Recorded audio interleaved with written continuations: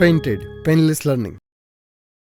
Dear students, good morning, નમસ્કાર. હું છું તમારો દોસ્ત મેઘાની સર અને મારી સાથે છે બેન કે જેમણે સરસ મજાનું રિઝલ્ટ લાવ્યા છે.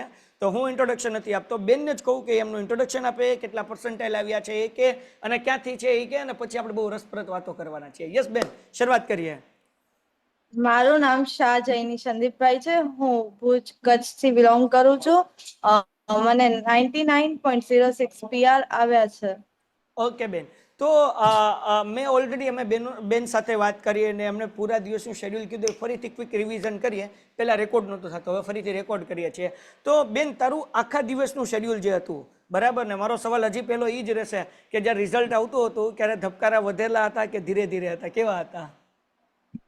અરે, સવારના તો રિઝલ્ટ આવવાનું હતું ત્યારે તો સવારના હું 6 વાગ્યાની ઉઠી ગઈ હતી.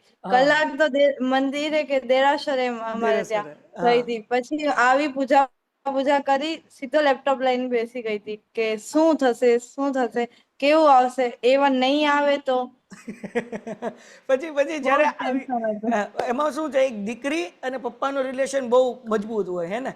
તો જ્યારે રિઝલ્ટ આવ્યું અને 99.06 PR આવ્યા ત્યારે પપ્પાના ફેસ ઉપર કેવી સ્માઇલ હતી? પપ્પાનું શું રિએક્શન હતું? અતિશય ખુશ હતા. મારા કરતા ડબલ ખુશી એમને હતી. બરાબર છે, રાઈટ. તમને કેવી ખુશી હતી? અપેક્ષા કેટલા પર્સન્ટાઇલની હતી અને કેટલા આવ્યા એમ? અરે, મને હતું કે 91 જેવા પર્સન્ટેજ આવી જશે. એટલી હોપ નથી કે આટલા બધા આવશે, પણ આટલા સારા આવ્યા એટલે અનએક્સપેક્ટેડ. અને હાઈએસ્ટ માર્ક કયા સબ્જેક્ટમાં છે? હાઈએસ્ટ માર્ક્સ મને મેથ્સમાં છે. અચ્છા, કેટલા છે 100 માંથી? 100 માંથી 98. ક્યાં બાત હે. તો મેથ્સની જર્ની કયો, જો 98 હાઈએસ્ટ આવ્યા, બરાબર, અને 9th સ્ટાન્ડર્ડનું તમારું મેથ્સ કેવું હતું, અને 10th સ્ટાન્ડર્ડમાં જ્યારે તમે મેથ્સ શરૂ કર્યું ત્યારે કેવા વિચાર આવતા હતા તમને? 9th સ્ટાન્ડર્ડનું તો મને ઉલટાનું 10th કરતા વધુ હાર્ડ લાગતું હતું. અને એમાં તો કહીએ ને કે હું ટ્યુશન, કોચિંગ કાંઈ બી પ્લેટફોર્મ પર નથી, હું મારી રીતે જ કરતી હતી બધું સ્ટડી. એટલે મને બહુ હાર્ડ લાગતું. પછી મને થયું કે 10th માં મારું શું થશે, પણ 10th માં આટલા સારા પર્સન્ટેજ આવ્યા અને બધાનો આટલો સપોર્ટ મળ્યો. ગ્રેટ. ઓકે, તો તમે જ્યારે 10th માં આવ્યા અને તમે કીધું કે ભાઈ કોઈ પ્લેટફોર્મ ઉપર નહોતા અને 10th ની અંદર તમે તૈયારી કરતા હતા, રાઈટ? તો મેથ્સની કઈ રીતે તૈયારી કરતા હતા? અને મેથ્સ ઇઝી લાગે, સમજાઈ જાય, ક્યારેક ન આવડતું હોય એ સમજવા માટે શું શું પ્રયત્ન કરતા હતા તમે? મેથ્સમાં તો સ્કૂલ કોચિંગ અને ન સમજાય તો પછી યુટ્યુબમાં તમારા વિડીયોઝ જોતી હતી કે એનાથી ખ્યાલ આવતો હતો કે એક બે વખત સમ કર્યા પણ હજી ખ્યાલ નથી આવતો કે ના, હજી પ્રોપર મગજમાં નથી બેસો. તમારા વિડીયો રિપીટેડલી હું જોયા કરતી કે ના, હવે ખ્યાલ આવે છે મને કે આવી રીતે થશે, ટર્ન બાય ટર્ન. રાઈટ. તો હવે જ્યારે છેલ્લા મહિના દિવસની વાર હતી એક્ઝામની, બોર્ડ એક્ઝામને, ખાસ કરીને ડિસેમ્બર જાન્યુઆરી મહિનો પકડી ગયો, ત્યારે શું લાગતું હતું કેટલા પર્સન્ટેજ આવશે? ક્યારે બોર્ડની કેવી બીક લાગતી હતી? બીક તો હતી કે મને ઈચ્છા અતિશય હતી કે મારો A1 આવો ખપે, બીજું કાંઈ નહીં, મને 90 અપ જોઈએ છે. પણ સામે મારા બાકીના ભાષા, લેંગ્વેજ વીક હતી. બાકી બધા સબ્જેક્ટમાં પકડાઈ ગઈ હતી, પણ લેંગ્વેજ મારી વીક હતી. પણ મેં લેંગ્વેજમાં પણ એટલો જ ફોકસ રાખ્યો અને સ્પેશિયલ બંનેને એટલો જ ટાઈમ આપ્યો કે ના, બંને સબ્જેક્ટ મારા મેન થવા જોઈએ, મેથ્સ સાયન્સ સાથે લેંગ્વેજ બી. રાઈટ. તો ડિયર સ્ટુડન્ટ, જો આ એક વસ્તુ સમજવા જેવી છે, બેને જે આપણને શીખવાડી છે કે ભાઈ 99% સુધી જો પહોંચવું હોય, 95 અપ પર્સન્ટેજ લાવવા હોય તો તમારી ભાષા જે છે ને એ સ્ટ્રોંગ હોવી જોઈએ. કારણ કે સૌથી વધારે માર્ક્સ કોઈ વિદ્યાર્થીના કપાય ને તો ભાષામાં કપાય. શું કેવું બેન તમારું? રાઈટ. તો તમારું સંસ્કૃત હોય, હિન્દી હોય, ગુજરાતી હોય કે ઇંગ્લિશ હોય, આ લેંગ્વેજની અંદર જો આ સબ્જેક્ટની અંદર તમારા સારા માર્ક્સ આવી ગયા તો 99 સુધી પહોંચી જશો. તમે કે આમાં એડ કરવા માંગશો બેન? હા, મને ગુજરાતી અને ગુજરાતી છે, સંસ્કૃત છે, એ મને એમાં મારી ગ્રામરની કહીએ ને એટલી ભૂલો થાય. ઇંગ્લિશમાં પણ ઇવન એમ જ મને નાની એટલી મિસ્ટેકો થતી. પણ હું રિપીટેડલી એક્ઝામો આપતી, પછી મારા કેટલી ભૂલ થાય છે, કઈ રીતે થાય છે એ જોતી કે હવે આવી ભૂલ ન થવી જોઈએ. એવી રીતે હું સતત એક્ઝામો આપતી ગઈ, કોચિંગમાં લેવાતી, સ્કૂલમાં લેવાતી, અને મારી રીતે ત્યારે ક્વેશ્ચન પેપર્સ બધા હું કરતી, એટલે મને ખ્યાલ આવે હજી મારી આમાં મિસ્ટેક થાય છે, તો હવે Right. મારી બોર્ડ્સમાં આવી મિસ્ટેક ન થવી જોઈએ, એવી ઓકે, રીતે. રાઈટ. તો તમે પેન્ટેડના કયા કયા ટીચર્સના વિડીયોઝ જોતા હતા અને કયા કયા લાઈવ લેક્ચરની અંદર તમે જોઈન થતા હતા? મેં સાયન્સ બી અટેન્ડ કર્યો છે, મેથ્સ બી કર્યો છે, અને ઘણી વખત એસએસટી બી કર્યો છે અટેન્ડ. Okay okay. સો તમને શું ડિફરન્સ લાગ્યું પેન્ટેડની ટીમ જે ભણાવે છે અને ગુજરાતના બીજા બધા ટીચર જે ભણાવે છે એમાં શું તમને ડિફરન્શિએટ લાગ્યું? પેન્ટેડની ટીમ છે ફ્રેન્ડલી રીતે આપણને ભણાવે છે, right. Not to be a burden. હા. એમ કહીએ ને કે કોઈ બર્ડન નહીં, કોઈ જાતની એમ એ લોકોની લેંગ્વેજ પણ આપણને મસ્તીમાં ભણાવે, એટલે મજા આવે આપણને ભણવાની. Right right right. તો કોઈ એવી જર્ની કે જે તમને સબ્જેક્ટ બહુ અઘરો લાગતો હતો અને પછી પેન્ટેડ સાથે તમે એના લાઈવ લેક્ચર જોયા એટલે એ સબ્જેક્ટ ઇઝી થઈ ગયો અને એ સબ્જેક્ટ ભણવામાં બહુ મજા આવી, એવો કોઈ સબ્જેક્ટ જે પેન્ટેડ સાથે જોડાયા પછી ઇઝી થયો હોય? મેન તો મેથ્સ જ. અચ્છા, ઓકે ઓકે. સો શું શું મજા આવી મેથ્સની અંદર, મને એ કહો થોડું.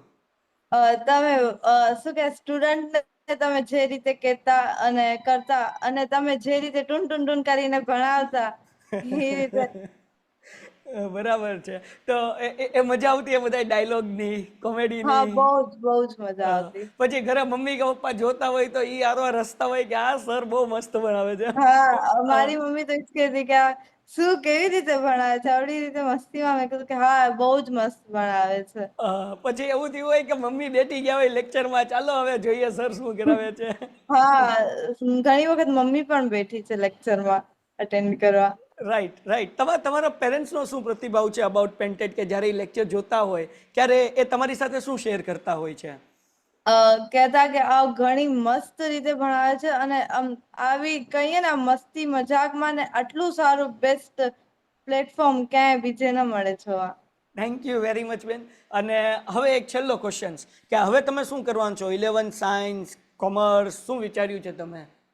11th કોમર્સમાં હું સીએ નો વિચાર છે અત્યારે તો મારો. બહુ સરસ બહુ સરસ. અને એઝ એ સીએ શું કહેવાય કે તમે અત્યારે શું પ્રેક્ટિસ કરવાના છો? તમે કઈ વિચાર્યું છે અત્યારે તમે શું કરશો, કેવી રીતના કરશો? ના, અત્યારે તો કઈ નથી વિચાર્યું. ઓકે. સો ચલો, જો હવે હું તમને થોડીક માહિતી આપી દઉં. હે ને, તમારે છે કે ને 11-12 કોમર્સની સાથે સાથે સીએ ફાઉન્ડેશનની તૈયારી કરવી જોઈએ, રાઈટ? હવે આપણે 12થની જેમ કેમ 12th સાયન્સની અંદર જેવી બોર્ડની એક્ઝામ પૂરી થાય એટલે જેડબલઈ અને નીટની એક્ઝામ આવે, બરાબર? એવી રીતના આપણા લોકો કોમર્સ, હું કોમર્સથી છું, રાઈટ? આપણા લોકોને કેવું હોય બેન કે જેવું 11-12ની અંદર તમે ફાઉન્ડેશનની તૈયારી કરતા હો, 12ની અંદર માર્ચમાં આપણી એક્ઝામ પૂરી થાય એટલે એપ્રિલ ને મેમાં સીએ ફાઉન્ડેશનની એક્ઝામ આવે, બરાબર? અને હર 6 મહિને આવે, પછી ડિસેમ્બરમાં આવે. એટલે મોસ્ટલી કોમર્સ વાળા સ્ટુડન્ટ શું કરતા હોય કે કોમર્સ 12th પૂરું કર્યું પછી સીએ ફાઉન્ડેશનની તૈયારી કરે, અને સીએ ફાઉન્ડેશનની તૈયારી કરે ને પછી એ ડિસેમ્બરની અંદર એ ટ્રાય આપે, પહેલી ટ્રાય. પણ તું જો અત્યારથી તૈયાર કરી સીએ ફાઉન્ડેશનની તો બોર્ડ પૂરું થાય એટલે તરત એપ્રિલ ને મે મહિનામાં તું ફાઉન્ડેશનની એક્ઝામ દઈ શકીશ. સમજાણું કે નહીં? હવે ફાઉન્ડેશન ક્લિયર કરીશ પછી આવશે ઇન્ટરમીડિયેટ. શું આવશે? ઇન્ટરમીડિયેટ. હવે 12th પૂરું કર્યા પછી જો સીએની તું તૈયારી કરીશ ને તો તને 1 વર્ષ ફાઉન્ડેશન એક્ઝામ ક્લિયર કરવાનું થશે. પણ તું 11thની સાથે સાથે જો શરૂઆત કરી નાખીશ તો તારું ફાઉન્ડેશન એટલું સ્ટ્રોંગ થઈ જશે કે મે મહિનામાં જ તું કાઢી નાખીશ, કારણ કે 2 વર્ષ તે મહેનત કરેલી છે એટલે તારું 1 વર્ષ બચશે.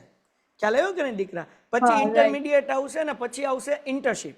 ડન છે? તો તારા 99 આવ્યા છે અને તારું શું કહેવાય કે આટલી સારી પકડ છે, તું આટલું સારું કરી લે છો, તો 11th અને 12th કોમર્સની હારવાર પણ તું સીએ કાઢી નાખીશ, મને પૂરેપૂરો વિશ્વાસ છે ફાઉન્ડેશનનો, બરાબર ને? તો એનું તું થોડુંક શું કહે કે નોલેજ મેળવજે.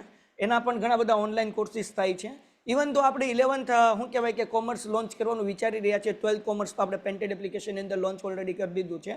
તો એ લોન્ચ થશે તો એ પણ હું તને માહિતી આપીશ. તો એમાં સરસ મજાનું હું તને અકાઉન્ટ સ્ટેટ ભણાવીશ, અનિરુદ્ધ સર છે ઇંગ્લિશ ભણાવશે, ઇકોસી અજય સરને એ ભણાવશે, અને ગુજરાતી નરેન્દ્ર સર ભણાવશે. તો એ તને બહુ મજા આવશે ને? આપણે સરસ મજાની તૈયારી કરશું અને મસ્ત મજાનું એન્જોય કરશું, રાઈટ? અને પછી તારું અકાઉન્ટ સ્ટેટ એટલું સ્ટ્રોંગ હશે કે સીએ ફાઉન્ડેશનની એક્ઝામ આપણે ચપટી મારીને કાઢી દેશું. પણ એના માટે તારા 3 સબ્જેક્ટ એક તો બહુ સ્ટ્રોંગ હોવા જોશે, 4 સબ્જેક્ટ. એક અકાઉન્ટ જોશે, એક ઇકોનોમિક્સ જોશે. શું જોશે? સાથે ઇંગ્લિશ જોશે, કારણ કે આ બધી વસ્તુ ઇંગ્લિશની અંદર હશે. એટલે 3 સબ્જેક્ટ થઈ ગયા. ઇકોનોમિક્સ થઈ ગયું, અકાઉન્ટ થઈ ગયું ઇકોનોમિક્સ થઈ English. ગયો અને સ્ટેટિસ્ટિક, બરાબર, આંકડા શાસ્ત્ર. આ 4 સબ્જેક્ટ જો તારા સ્ટ્રોંગ હશે 11થમાં અને 12થમાં તો સીએ ફાઉન્ડેશનની અંદર એ બધું રિપીટ થશે. સીએ ફાઉન્ડેશનની અંદર શું હોય દીકરા, કે જે આપણે 11th અને 12thનું અકાઉન્ટ ભણીએ છીએ એ જ અકાઉન્ટ આપણે સીએ ફાઉન્ડેશનની અંદર હોય, પણ એક લેવલ ઉપર હોય. દાખલા તરીકે વાર્ષિક હિસાબના દાખલા ફાઇનલ અકાઉન્ટમાં આપણે 11થમાં શીખીએ છીએ, 12થમાં આવે છે અને એ ફાઉન્ડેશનની એક્ઝામમાં હોય છે. ખ્યાલ આવી ગયો કે નહીં? એટલે એક વખત તું સિલેબસ જોઈ લઈશ એટલે તને આઈડિયા આવી જશે. છતાં કંઈ પણ હેલ્પ જોતી હોય તો મારો નંબર તારી પાસે છે જ ત્યાં, હે ને? ગમે ત્યારે ફોન લગાડી દેવાનો, હું તને મદદ કરીશ. બોલ પછી કાંઈ ડન છે? તો છેલ્લું, જે લોકો બોર્ડની એક્ઝામની તૈયારી કરે છે એ લોકોને તું શું મેસેજ આપવા માંગે છો? તું એ લોકોને શું એડવાઇસ આપીશ કે ભાઈ અમને કઈ રીતે 10thની તૈયારી કરવી જોઈએ? 10thની તૈયારીમાં તો તમને ક્વેશ્ચન પેપર પેલા બધા સોલ્વ કરવા જોઈએ, કે તમને ખ્યાલ આવે કે આગળ કઈ રીતે તમે એક્ઝામ આપવા તમને ડર ન લાગે ક્વેશ્ચન પેપર સોલ્વ કર્યા. અને તમે ખાલી મેથ્સ સાયન્સ ને એવા સબ્જેક્ટને નહીં, ભાષાને પણ આપવું ખપે. મેથ્સ સાયન્સ થી ખાલી ટકાવારી નહીં હોય, ભાષા તમે હશો ને તો જ તમારી ટકાવારી વધશે. ઓકે, એક બીજો સવાલ પૂછું, તે 10મા ધોરણમાં આખા વર્ષમાં કેટલા દિવસ સ્કૂલની રજા રાખી હતી? સ્કૂલની રજા મેં ઘણી રાખી છે. ઘણી રાખી છે. ઓકે, કારણ કે હા, સ્કૂલમાં તો સવારના ઘણી વખત કઈ કરાવે નહીં, એમને ફ્રી પીરિયડ્સ હોય તો પછી બધા એમને વાતો કરે, ટાઈમ વેસ્ટ થતો. એના કરતા હું છુટ્ટી લઈ અને ઘરે સ્ટડી કરતી. હા, સ્કૂલની રજા રાખી છે, ભણવાની રજા નથી રાખી, બરાબર ને? ઘણા બધા વિદ્યાર્થી સ્કૂલની રજા રાખે અને ભણવાની રજા રાખે, એવું નહીં કરવાનું. તો બેને જુઓ, ટાઈમ વેસ્ટ નથી કરવાનો. એ ઘર હોય કે સ્કૂલ, આ પણ બેન આગળથી શીખી શકે. તો બેન મને એમ કે ઓનલાઈન ભણવામાં તને બધા લોકો એમ કે ભાઈ ઓનલાઈન ભણવામાં મજા નથી આવતી, ઘણા બધા લોકો એમ કે ઓનલાઈન કંઈ ભણી શકાય, એવા લોકો માટે તું શું કહીશ કે ઓનલાઈન કેટલું પોઝિટિવ તારા માટે રહ્યું છે? ઓનલાઈન બહુ ગ્રેટ છે. તમે સ્ટાર્ટ કરો તમને ફીલ થશે કે ના, ઓનલાઈનમાં પણ બહુ સારું ભણાવે છે. રાઈટ, બધા ડાઉટ સોલ્વ કરે છે. તમે કમેન્ટ્સમાં કહેશો શું પ્રોબ્લેમ છે તો તમારા સોલ્વ કરશે, નહીં કરે એમ નહીં. અને પેન્ટેડમાં બધા મેથ્સમાં તારા ડાઉટ સોલ્વ થયા હતા?